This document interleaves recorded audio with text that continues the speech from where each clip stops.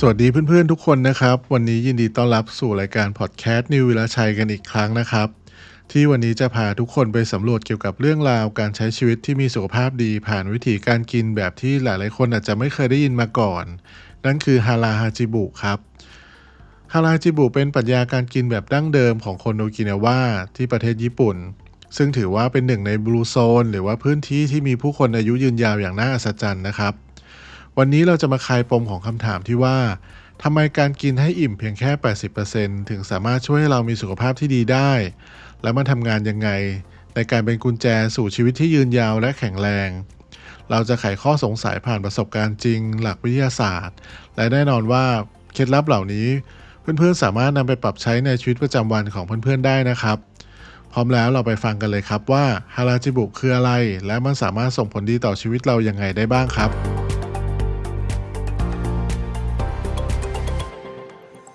เรามาเริ่มกันที่ประวัติของฮาราฮาจิบุกันก่อนนะครับหรือบางครั้งเราอาจจะพบว่าเขียนว่าฮาราฮาจิบุงมีซึ่งแปลตรงตัวในภาษาญี่ปุ่นว่าอิ่มท้อง 80%ซึ่งเป็นหลักการอันเป็นส่วนหนึ่งของวิถีชีวิตและวัฒนธรรมในจังหวัดโอกินาวาของประเทศญี่ปุ่นโอกินาวาเป็นหนึ่งในกลุ่มของหมู่เกาะริวคิวที่เคยเป็นอาณาจักรอิสระมาก่อนนะครับก่อนที่จะเข้ามาเป็นส่วนหนึ่งของประเทศญี่ปุ่นในปี 1879 หลักการนี้มีต้นกำเนิดจากคติสอนทางศาสนาคอนฟิวเชียนที่มีอิทธิพลมากในโอกินาวาและยังสอดคล้องกับวิถีชีวิตที่เรียบง่ายและมุ่งเน้นการใช้ชีวิตอย่างพอดีไม่เกินตัวของผู้คนที่นั่นหลักการฮาราฮาจิบุไม่เพียงแต่เป็นเรื่องของการกินเท่านั้นแต่ยังเป็นส่วนหนึ่งของความเชื่อทางสังคม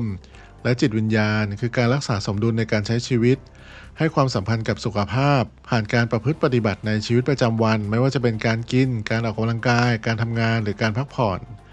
ในสังคมโอกินาวาหลักการนี้ถูกส่งผ่านมายังรุ่นสู่รุ่นผ่านการเลี้ยงดู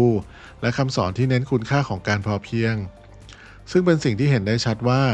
ในประเพณีการกินและอาหารพื้นเมืองของพวกเขาจะเน้นการบริโภคผักสดผลไม้และอาหารที่ไม่ผ่านการแปรรูปสูงและการกินอาหารที่มีแคลอรี่ต่ำแต่มีคุณค่าทางโภชนาการสูงครับ เมื่อเวลาผ่านไปความเชื่อนี้ไม่เพียงกระจายไปในญี่ปุ่นเท่านั้น แต่ยังเป็นที่รู้จักในหมู่ผู้ที่สนใจการดูแลสุขภาพและการกินอยู่อย่างมีสติทั่วโลก ด้วยเหตุผลว่าโอกินาวามีจำนวนคนที่มีอายุยืนยาวสูงและมีระดับสุขภาพที่ดี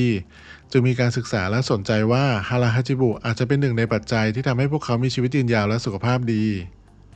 การศึกษาด้านการแพทย์และการโภชนาการได้ยืนยันว่าการรับประทานอาหารเกินความจำเป็นสามารถนำไปสู่โรคเรื้อรังต่างๆได้และฮาราฮาจิบุช่วยในการควบคุมน้ำหนักและป้องกันโรคเหล่านั้นได้ครับไม่ว่าจะเป็นโรคหัวใจโรคเบาหวานและอื่นๆโดยการบริโภคอาหารให้พอดีกับความต้องการของร่างกายและไม่ทำให้ระบบการย่อยอาหารทำงานหนักเกินไปในยุคปัจจุบันฮาราฮาจิบุไม่เพียงถูกนำมาใช้เป็นแนวทางการกินเพื่อสุขภาพเท่านั้นแต่ยังกลายเป็นส่วนหนึ่งของการเคลื่อนไหวทางสังคมที่เน้นการกินใช้อย่างมีสติและเป็นมากกว่าเพียงแค่หลักการในการกินแต่เป็นวิธีในการมองโลกและการดำเนินชีวิตที่ยั่งยืนและสมดุล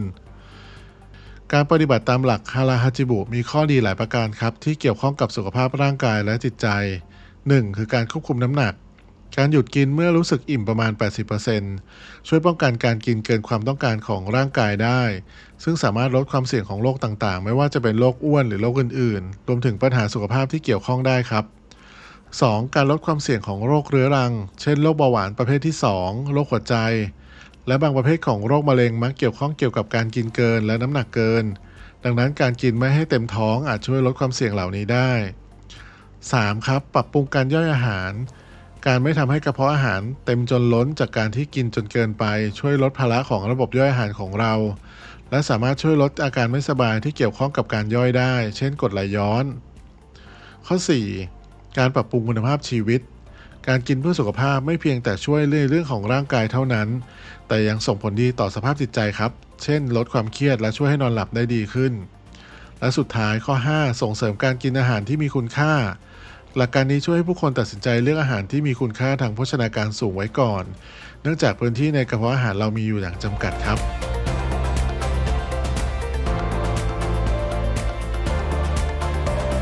การนำหลักฮาราฮาจิบุมาใช้ในชีวิตประจำวันอาจต้องใช้เวลาปรับตัวสักหน่อยครับเพราะสังคมสมัยใหม่มักจะส่งเสริมการกินอาหารให้คุ้มค่า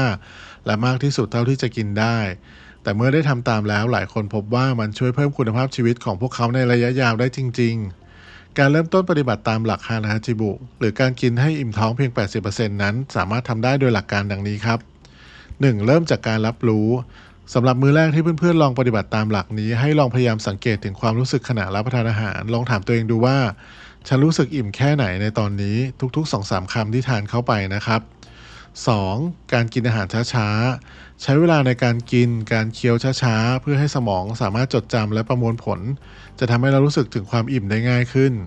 3. ครับใช้จานที่เล็กลงการใช้จานที่มีขนาดเล็กลงสามารถช่วยให้เราควบคุมปริมาณอาหารที่กินได้ง่ายขึ้นและสามารถสร้างภาพลวงตาเพื่อหลอกตัวเองได้บ้างนะครับว่าจริงๆเรากินได้เต็มจานสุดท้ายปริมาณมันจะน้อยลงตามขนาดจานที่เราปรับลงไปนะครับ 4. หลีกเลี่ยงการรับประทานอาหารขณะทำกิจกรรมอื่นๆควรหลีกเลี่ยงการรับประทานอาหารขณะดูทีวีใช้โทรศัพท์เพื่อให้เราสามารถโฟกัสกับการกินอาหารและความรู้สึกอิ่มได้อย่างเต็มที่ 5. ประเมินความอิ่มหลังจากที่กินไปประมาณครึ่งหนึ่งของอาหารในจานให้หยุดและถามตัวเองว่ายังหิวอยู่ไหมหากเรารู้สึกถึงความอิ่มแล้วอาจหยุดกินได้เลยก็ได้นะครับข้อ 6. หยุดกินก่อนที่จะอิ่มเต็มที่พยายามหยุดกินเมื่อรู้สึกอิ่มประมาณ 80% ซึ่งเราอาจจะรู้สึกว่ากินได้อีกแต่ในความเป็นจริงเราไม่ได้หิวแล้วและข้อ 7 ครับเขียนบันทึกอาหารบันทึกการกินว่าตอนนี้กินอะไรบ้างเรารู้สึกอิ่มยังไงสามารถช่วยเราปรับปริมาณอาหารในอนาคตได้ดียิ่งขึ้นข้อ 8 ให้ความสำคัญกับคุณภาพของอาหารพยายามกินอาหารที่มีคุณภาพมีสารอาหารสูงซึ่งอาจจะทำให้รู้สึกอิ่มนานขึ้นแม้จะกินน้อยลงและสุดท้ายข้อ 9 ครับตั้งเป้าหมายในระยะยาวตั้งเป้าหมายเพื่อทำฮาราจิบุเป็นประจำทุกวันและอย่าท้อถ้าบางครั้งทำไม่ได้ก็พยายามทำให้ดีขึ้นในวันถัดไปการปฏิบัติตามหลักฮาราฮาจิบุอาจจะต้องการการปรับเปลี่ยนพฤติกรรมและความเคยชินซึ่งอาจจะต้องใช้เวลาครับแต่สิ่งสำคัญคือการฟังร่างกายและปรับการกินให้เหมาะสมกับความต้องการจริงๆของตัวเองเป็นยังไงกันบ้างครับกับวันนี้ในหลักคิดของฮาราฮาจิบุที่นำมาฝากกันหวังว่าจะเป็นประโยชน์กับเพื่อนๆบ้างไม่มากก็น้อยนะครับแล้วพบกันใหม่ในสัปดาห์หน้าทุกวันจันทร์พุธศุกร์กับช่องนิววิลาชัยในรายการปั่นสมองนะครับวันนี้ก็ขอลาเพื่อนๆไปก่อนจากกันไปฝากกดไลค์กด Subscribe เพื่อติดตามกันไปด้วยนะครับวันนี้ขอลาไปก่อนนะครับสวัสดีครับ